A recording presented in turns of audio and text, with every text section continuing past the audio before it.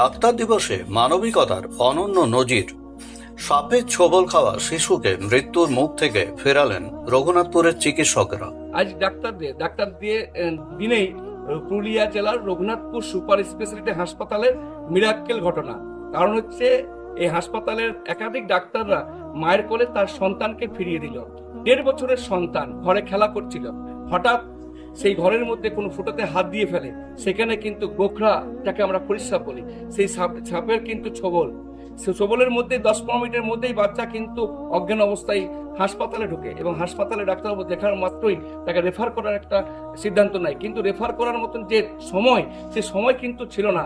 অবশেষে Raghunathpur super speciality হাসপাতালের যিনি সুপার রয়েছেন, উনি তত্ত্বাবধানে প্রায় একাধিক ডাক্তারকে মেডিকেল কলেজের ধাঁচে একসাথে সবাই মিলে ট্রিটমেন্ট শুরু করে। বাচ্চাটা ঘন্টা খানেক ট্রিটমেন্টের পর অনেকটাই কিন্তু সুস্থ। এই বিষয়ে রঘুনাথপুর হাসপাতালের সুপার কি বলছেন আসুন শোনা যাক। ডাক্তার দিবসের প্রাক্কালে এক অভাবনীয় ঘটনার সাক্ষী থাকলো পুরুলিয়া। রঘুনাথপুর সুপার স্পেশালিটি হাসপাতালের চিকিৎসকদের ঐকান্তিক প্রচেষ্টা ও তৎপরতায় নিশ্চিত মৃত্যুর হাত থেকে নতুন জীবন ফিরে পেল মিছিডি গ্রামের 1.5 বছরের এক শিশু। সাপের কামড়ে মৃত প্রায় শিশুকে সুস্থ করে তুলে চিকিৎসা পরিষেবার এক অনন্য নজির গড়লেন হাসপাতালের চিকিৎসকরা। বাড়িতে খেলার সময় হঠাৎই একটি বিষধর গোখরো সাপ ছোবল মারে ওই শিশুকে। বিষক্রিয়ায় শিশুটি অচৈতন্য হয়ে পড়লে পরিবারের লোকজন কাল বিলম্ব না করে তাকে দ্রুত রঘুনাথপুর সুপার স্পেশালিটি হাসপাতালে নিয়ে আসে। পরিস্থিতির গুরুত্ব বুঝে শুরুতে শিশুটিকে অন্যত্র রেফার করার কথা ভাবা হয়েছিল, কিন্তু চিকিৎসকেরা বুঝতে পারেন অন্যত্র নিয়ে যেতে যে সময়ের প্রয়োজন হবে তা শিশুটির প্রাণের ঝুঁকি অনেকটাই বাড়িয়ে দেবে। এই সংকটজনক মুহূর্তে হাসপাতালের সুপার বিন্দুমাত্র দেরি না করে দ্রুত একটি বিশেষ চিকিৎসক দল গঠন করেন। মেডিকেল কলেজের মতো উন্নত মানের জরুরি চিকিৎসা পরিষেবা প্রদান শুরু করেন ওই চিকিৎসক দল। চিকিৎসকদের সেই লড়াই শেষ পর্যন্ত সফল হয়। দীর্ঘ চেষ্টার পর জ্ঞান ফিরে আসে শিশুটির। ডাক্তার দিবসে চিকিৎসকদের এই মানবিক ভূমিকায় এক মা ফিরে পেলেন তার সন্তানকে। রঘুনাথপুর সুপার স্পেশালিটি হাসপাতালের চিকিৎসকরা প্রমাণ করলেন সঠিক সময়ে নেওয়া সঠিক সিদ্ধান্তই পারে জীবন বাঁচাতে। শিশুটিকে পরে উন্নত চিকিৎসার জন্য বাঁকুড়া মেডিকেল কলেজে পাঠানো হয়েছে। মনে করো খেলা করছিল, খেলা করতে করতে মনে করো বলটা আনতে গেছিল। কোথায়? ওই পাঁচকার গড়াকে, ঘরের ভিতরে। তারপরে মনে করো দুবার গায়ে হাত পাইছে বোধহয়। তখন আমি মনে ভাবলাম যে বোধহয় পাঁচকাটা বোধহয় চিড়িয়া গিয়েছে, তাহলে বলি দেখি, দেখছি না রক্ত বেরিয়েছে। তখন আমি একটু মোবাইল লাগাই দিলাম, লাগাই দিলাম বর্লিং, তাও কাঁদছে বাচ্চা, তাও কাঁদছে।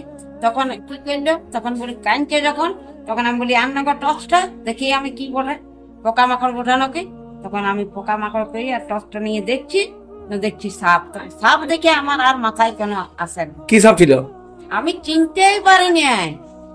এখন শুনতে পেরেছেন কি সাপ? ওটা সাপ হইতে বলছি পরিসাপ। তো যখন বাচ্চাটাকে নিয়ে আসেন তখন কেমন ছিল বাচ্চাটা? তখন আমি ভুলাই নিয়ে এসেছিলাম, এই গাড়ি করে ভুলাই নিয়ে এলাম।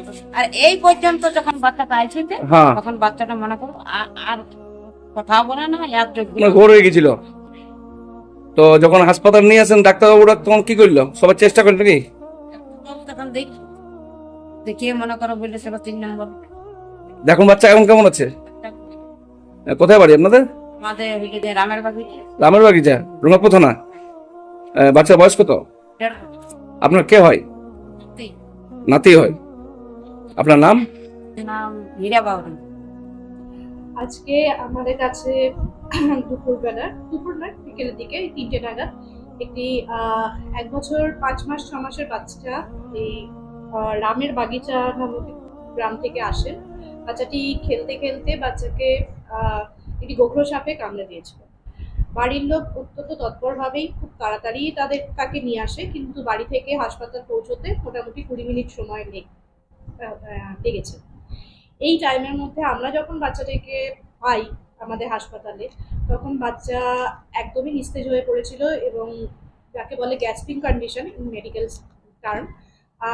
বাচ্চাটির অক্সিজেন স্যাচুরেশনও ছিল না কোনো রকমের। বাচ্চাটি যখন আমরা স্নেক বাইটের যে ম্যানেজমেন্ট প্রোটোকল, তার মধ্যে যখন আমরা তার ব্লাড আর কি নিয়ে টেস্ট করতে যাই, তখন দেখা যায় ব্লাড ক্লটেড হয়ে যাচ্ছে তাড়াতাড়ি, তার মানে হিমোটক্সিক এবং নিউরোটক্সিক দু রকমেরই সিমটমস তার মধ্যে অলরেডি ছড়িয়ে পড়েছে, এবং বাচ্চার কোনো রকমের পালসও অনেক কম ছিল, যাকে বলা যায় যে বাচ্চাকে আমাদের দেখে মনে হয়েছিল বা মানে করে দেখার পরে এক্সামিন করে মনে হয়েছিল বাচ্চাটিকে বাঁচানো আমাদের পক্ষে হয়তো সম্ভব হবে না। কিন্তু যা হয়, ডাক্তারবাবুদের প্রচেষ্টা, মানে আমরা তো শেষ মুহূর্ত পর্যন্ত লড়াই করতে প্রস্তুত থাকি। আমাদের টিম, পেডিয়াট্রিক টিম, আমার সঙ্গে পেডিয়াট্রিকের ডাক্তারবাবু আছেন, তিনি আরো ভালোভাবে বলবেন। আমাদের পেডিয়াট্রিক টিম সাথে আমাদের সঙ্গে সঙ্গে মানে অত্যন্ত তৎপরভাবে যে ট্রিটমেন্ট প্রোটোকল আছে সেগুলো শুরু করে দেন, এবং তারপরে আমরা ভাবি যে বাচ্চাটিকে রেফার যদি করতেও হয়, ওর আইসিইউ সেট আপের দরকার পড়বে হয়তো, কারণ ওর রেসপিরেটরি রেট আরও কম, মানে আস্তে আস্তে কম হচ্ছিলো, মাসলগুলো আরও হয়ে যাচ্ছিলো, শিথিল হয়ে যাচ্ছিলো। সেই অবস্থায় হয়তো ভেন্টিলেশনের দরকার ছিল, যেটা আমাদের এই সেট আপে নেই, পেডিয়াট্রিক আইসিইউ, তার জন্য বাঁকুড়া পাঠানোর দরকার ছিল। তো কিন্তু বাচ্চার যা কন্ডিশন ছিল, তা রাস্তায় আর কি তাকে রেফার করা যেত না, রাস্তাতেই যে কোনো মানে যা কিছু হয়ে যেতে পারতো। সেই অবস্থায় আমরা একটা টিম তৈরি করি, সেখানে আমি ছিলাম, আমাদের পেডিয়াট্রিকের ডক্টর ছিলেন, সাথে আমার সঙ্গে আছেন আমাদের আইসিইউ ডক্টর, উনি আসেন, এবং এসএনসিইউ তখন যিনি ডক্টর ছিলেন তিনিও আসেন, এবং আমাদের পুরো টিম আসে। টিম এসে আমরা ঠিক করি যে কীভাবে ওই বাচ্চাকে আমরা আম্বু করে হোক বা কীভাবে হোক ওকে একটু স্টেবল করার পর কীভাবে আমরা রেফার করতে পারি সেই বিষয়ে আমরা ব্যবস্থা নিতে থাকি, এবং সাথে তার ট্রিটমেন্ট আমরা চালিয়ে যেতে থাকি। কিছুটা রিস্ক নিয়ে আমরা ট্রিটমেন্ট করি। 10 ভায়ালস দেওয়ার পর আমরা আরও মানে 10 ভায়ালস এবিএস চালানোর জন্য মানে আরও 10 ভায়ালস অ্যাড করি। নিওস্টেগমিন আমরা পরপর দিতে থাকি, যেখানে অতটুকু বাচ্চার হয়তো অনেক কম ডোজের দরকার হয়, সেখানে আমরা স্যার আপনাদের ডাক্তারবাবু আরও ভালো করে বলবেন 4 ভায়াল অফ নিওস্টেগমিন আমাদের দিতে হয়েছে। কিন্তু কিছুক্ষণ পরে আমরা দেখতে পাই যে আমাদের ট্রিটমেন্ট প্রোটোকলে মানে বাচ্চাটি সাড়া দিতে থাকে, এবং বাচ্চাটি সাড়া দেওয়ার পরে সাড়া শুধু দেয়নি, বাচ্চাটি সম্পূর্ণভাবে সুস্থ হয়ে যায়। প্রথমে চোখ খোলে, তারপরে আস্তে আস্তে তার নড়াচড়া শুরু হয়, এবং আলটিমেটলি বাচ্চাটি উঠে বসেছে, খাওয়া দাওয়া করতে পারছে। আর এর মতো সাকসেস মনে হয় আজকে এই ডক্টরস ডেতে আমাদের কাছে আর কিছু হতে পারে না। অ্যান্ড থ্যাঙ্কস টু মাই মানে কি বলবো, আমার পেডিয়াট্রিক অ্যান্ড পুরো টিম রঘুনাথপুরের।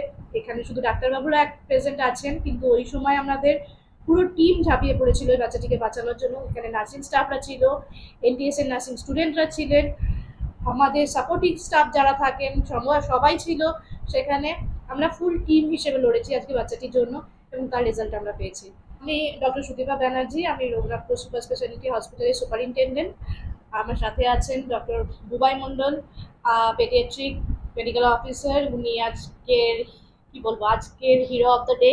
হি ইজ দ্য পুরো জিনিসটা উনি লিড করেছেন আমাদেরকে, আমরা সাপোর্টিভ হিসেবে ছিলাম, ওনাকে শুধু বলে গিয়েছিলাম আপনি করে যান, আমরা সঙ্গে আছি। সাথে আমার সাথে আছে ডক্টর উৎপল মাঝি, উনি এমও আইসিইউ। আমাদের ফুল টিম আমরা